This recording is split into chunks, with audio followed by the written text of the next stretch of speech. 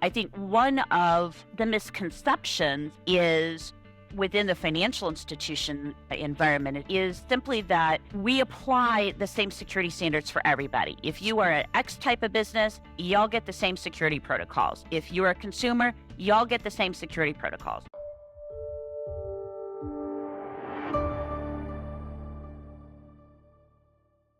Good morning, Rayleen. How are you? Hi, Patty. Thank you for meeting me. I wanted to talk to you about data security. Can you just quickly give us a little bit of background on how you became an expert in what you do for a living? Sure. So I started about 27 years ago as a fraud investigator. Quickly learned there's a lot I didn't actually know. So started really trying to broaden my scope of knowledge in areas like regulatory compliance, risk management, which ultimately helped me, I feel, become a better fraud investigator. So I went from conducting investigations to now educating law enforcement, Mhm. consumers, financial institutions, even sometimes government agencies on payment transactions and fraud mitigation. Wow, that's really cool.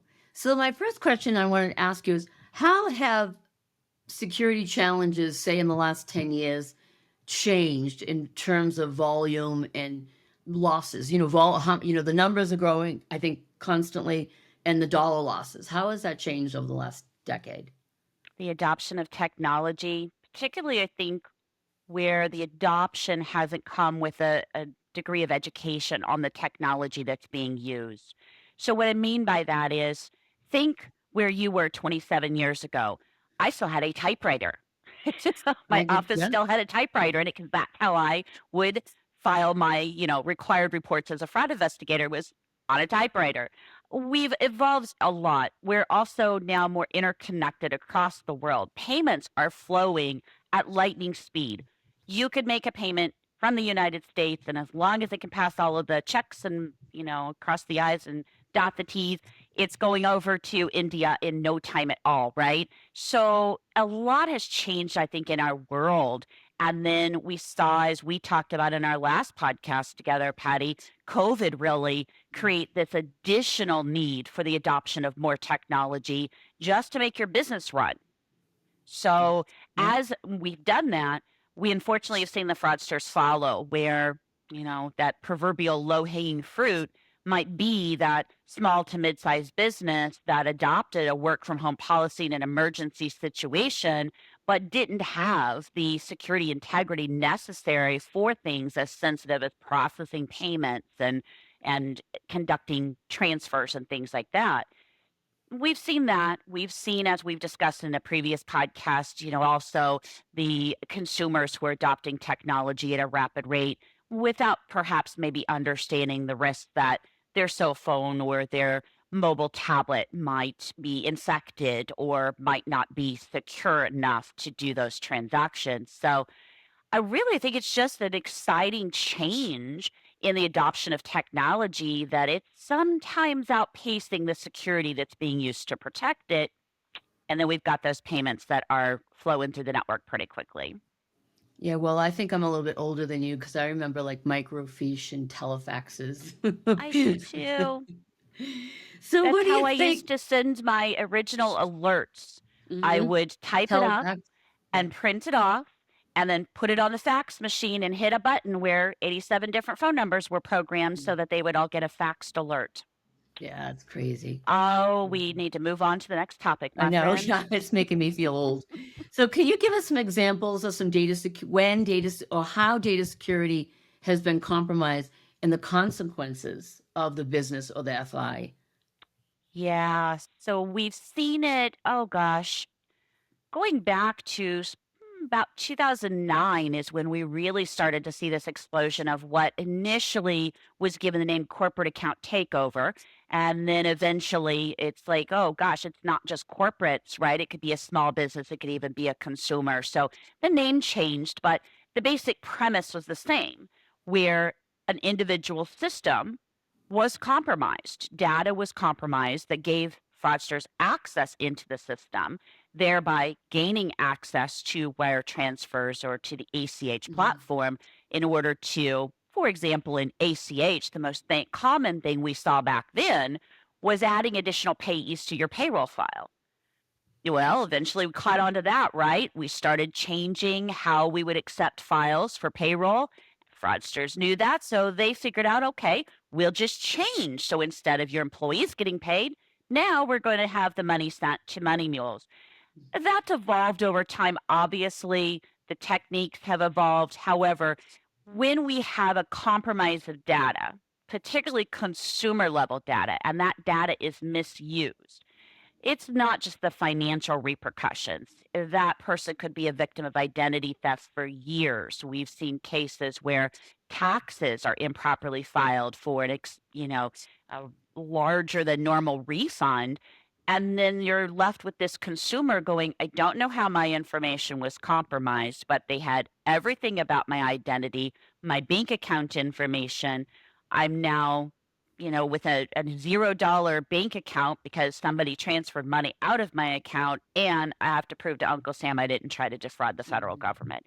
These are real situations that happen. It is so critical that all businesses are ensuring proper data security standards, and NACHA implemented a rule to ensure that at least the minimal standards for processing in the ACH network are being followed. So, what vulnerabilities do you think we as the financial industry have or we overlook that can lead to unauthorized activities? What are we missing? I don't think we're missing anything so much as there are so many vulnerabilities and there is so little time and so little personnel internally to try to manage it.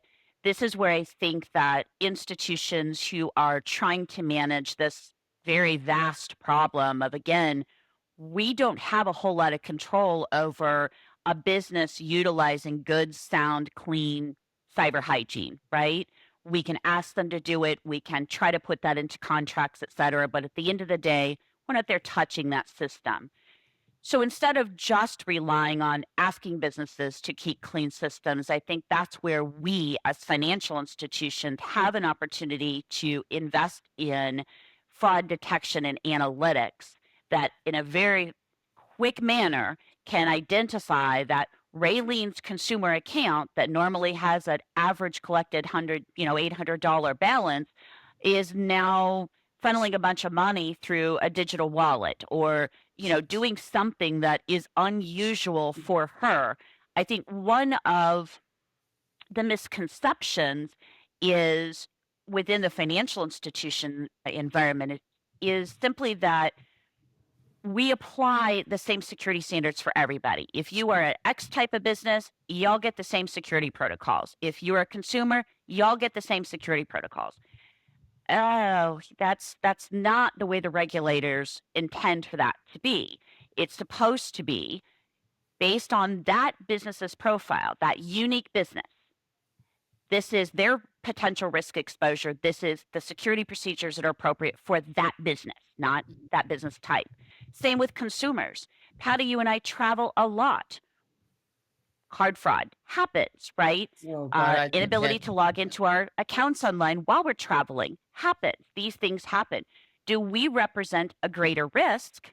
Well, not by our own banking activities, but the fact how we're using our banking access and solutions, yes, that could represent a higher risk.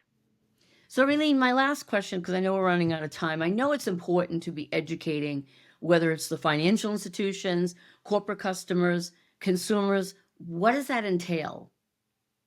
A lot of work and patience.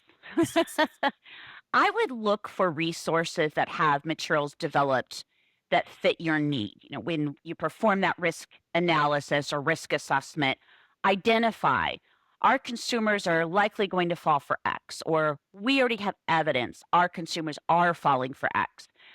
Let's find, reach out to your solution providers, your partners like Meet. You reach out to somebody to say, we're having this challenge and we need to educate X, whether it's internal, so that internally, right, if X type of scam's going on and Patty comes into the branch or calls and says, I'm in love, then you have a much better chance, right, of asking the right questions if you yourself know what these scams entail.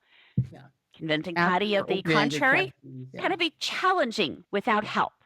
So use those developed resources from sources like the FBI, Better Business Bureau, U.S. Embassy, CFPB, yeah.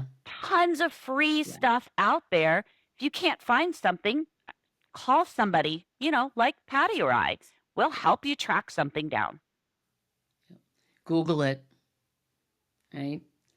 So thank you, Rayleen, for spending time with me today. I appreciate it. I love that you are as passionate about certain topics as I am, and making our members safe and their consumers or members safe.